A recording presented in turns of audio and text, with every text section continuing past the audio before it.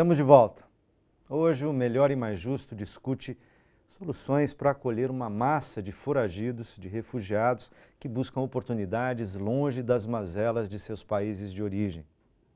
Participam desse debate Massar Sarr, secretário-geral da Associação Senegalesa de São Paulo, e José Blanes Sala, professor adjunto e membro permanente do Programa de Pós-Graduação em Ciências Humanas e Sociais da Universidade Federal do ABC. Em um mundo repleto de conflitos e de violências, só em 2014, mais de 59 milhões de pessoas foram obrigadas a deixar seus países, no que é considerado o maior fluxo migratório desde a Segunda Guerra Mundial. A gente já tinha se referido a isso no primeiro bloco. Parte dessas pessoas escolheu o Brasil para recomeçar a vida. O Ministério da Justiça aponta que o número de solicitações de refúgio ao governo brasileiro aumentou 22 vezes entre 2010 e 2014. A gente vê essa chegada no Brasil, esse fluxo é maior ainda na Europa, e a gente terminou o primeiro bloco com o Blanes dizendo que o Alto Comissariado da ONU tem tentado tratar essas questões e fazer essas diferenciações e trabalhar com os países, mas a gente vê respostas diferentes dos países, tanto em razão das suas possibilidades, quanto do quanto impacta a sociedade de cada país essa questão. Às vezes com xenofobia, sim, às vezes com desejo de acolhimento, de recepção desses refugiados. Por exemplo, Massar, aqui no Brasil, a recepção aos refugiados é adequada? É suficiente? Nós temos políticas públicas razoáveis, pelo menos? Eu vou falar, eu cheguei aqui em novembro de 2008. Quando chegou aqui, estava muito ruim. Por isso, eu estou agradecendo o governo brasileiro. Porque quando chegava aqui, eu tenho que ficava mais de quase um ano e pouco só para receber os documentos. Agora as coisas estão andando. Estão melhorando. Está melhorando, mas a gente precisa mais. Uhum. Só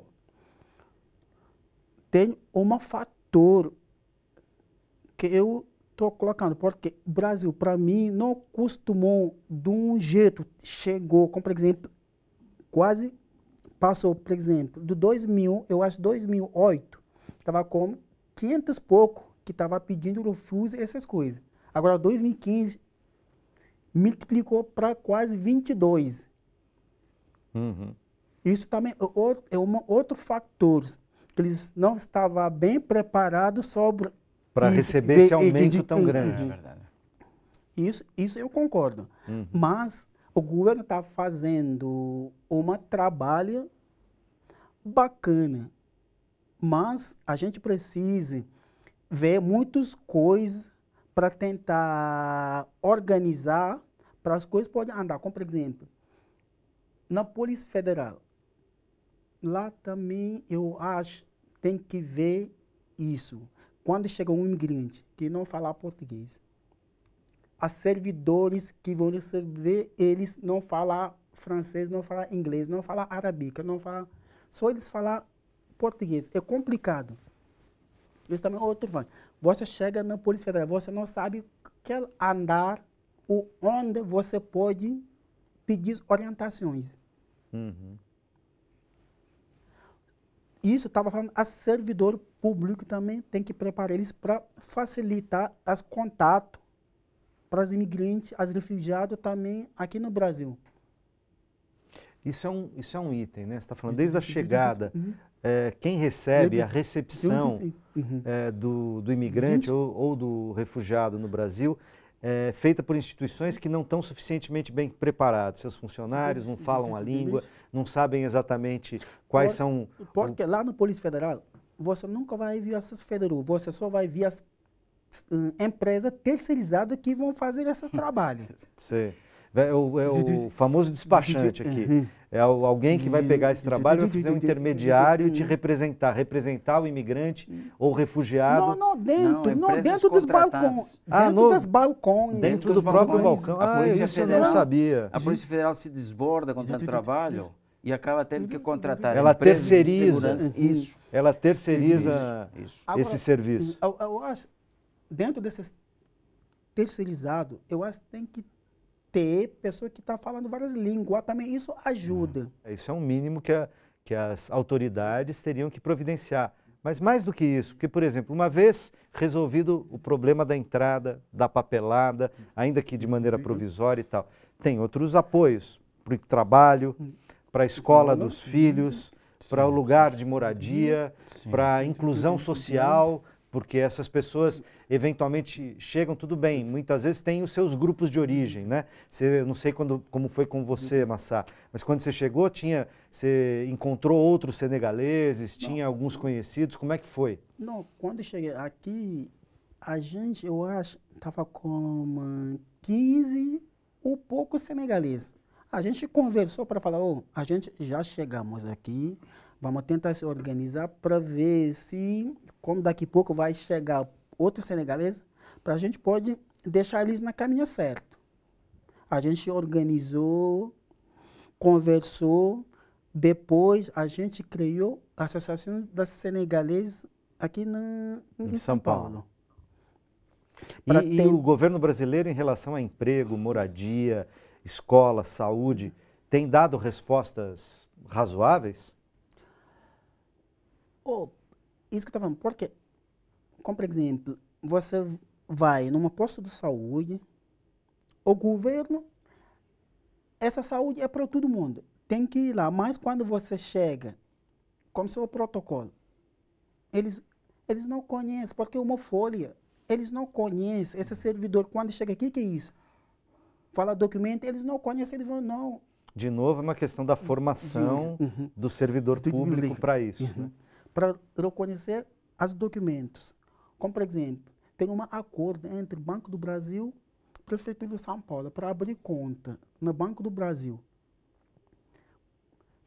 O refugiado que chega agora, deve ser que chega, ele não está fazendo 2, 3 meses, ele está morando no abrigo, tem nada ele não tem nada, para abrir conta, chega, tem que trazer comprovante do endereço.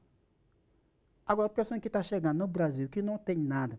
Como não tem endereço, né? Ele mora no abrigo.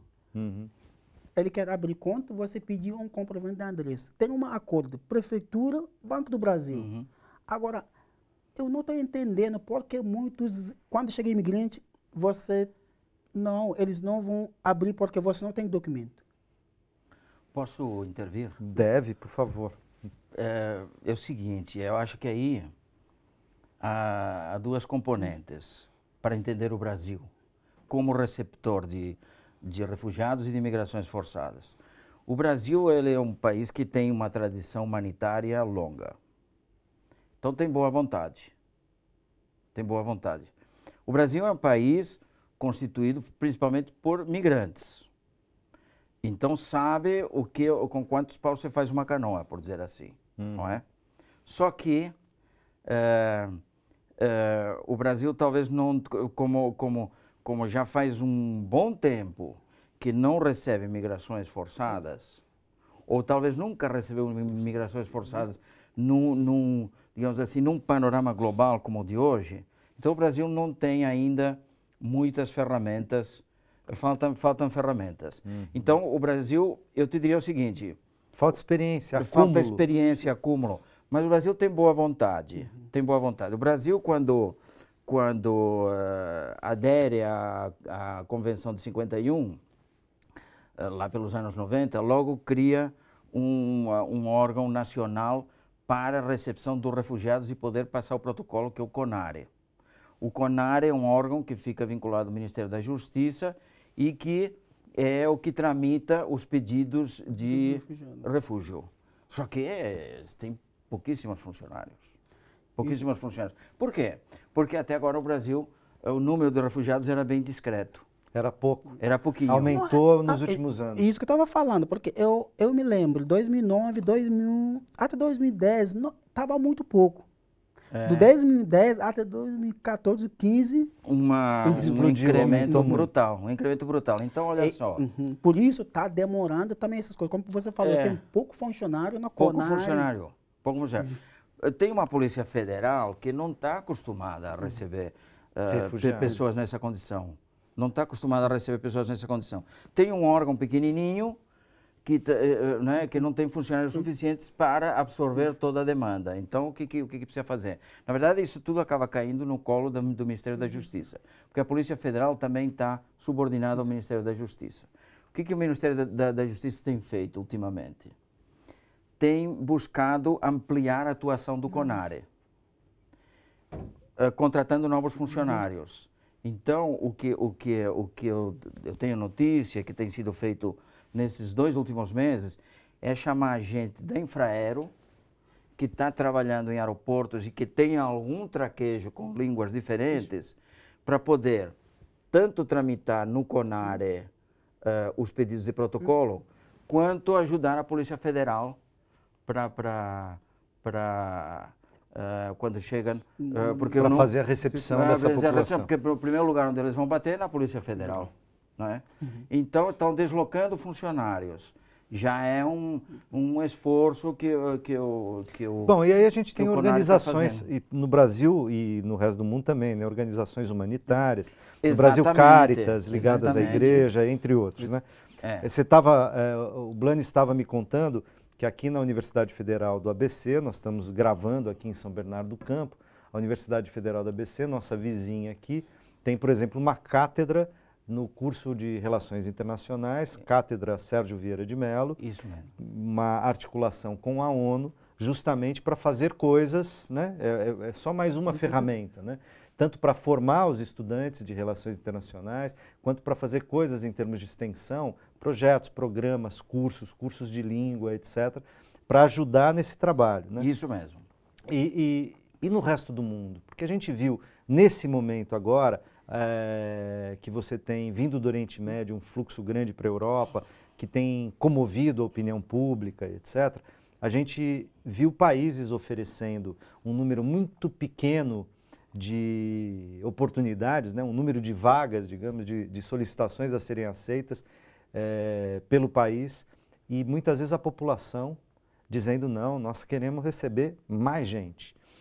Isso aconteceu na Islândia, que o governo disponibilizou 50 vagas e a população rapidamente reagiu e ofereceu suas casas, fez ali um levantamento e disse ao governo que era para ele oferecer 11.200 e está pressionando o governo para que o governo aceite mais refugiados. Como é que vocês veem essa reação da opinião pública? Isso é só uma comoção passageira ou a gente pode imaginar que isso pode gerar um movimento um pouco mais duradouro, uma cultura de tolerância e de circulação, como dizia o Massá, né? Assim como circulam mercadorias, das pessoas poderem circular mais em ambientes tão xenófobos como são alguns países da Europa, né? E mesmo como são parcelas das populações dos países que acolhem refugiados. Porque a gente sabe que no Brasil a gente não tem uma tradição xenófoba, né, de aversão ao estrangeiro, mas a gente tem tido, com o aumento do fluxo de estrangeiros, não apenas de refugiados, mas de imigrantes no Brasil, a gente já tem tido notícias de ações lamentáveis, boçais, de pessoas discriminando, cometendo violências, agredindo, como recentemente contra um grupo de haitianos num abrigo na região central da cidade de São Paulo. Como que vocês veem isso? Quer dizer, uma reação da população civil dizendo aos seus governos, não, é possível fazer mais. Blanes. Vai depender muito do continente. Na Europa, a opinião pública está dividida, está bem dividida. Não acho que na maior parte dos países europeus estejam de braços abertos, como você comentou com a Islândia. Não é o caso da França. Bom, mas a Islândia também não está, né? O governo fala, eu recebo 50 só, né? É a população que... Isso que eu estou entendendo. O que é 50? Nós vamos continuar essa conversa já já, não sai daí.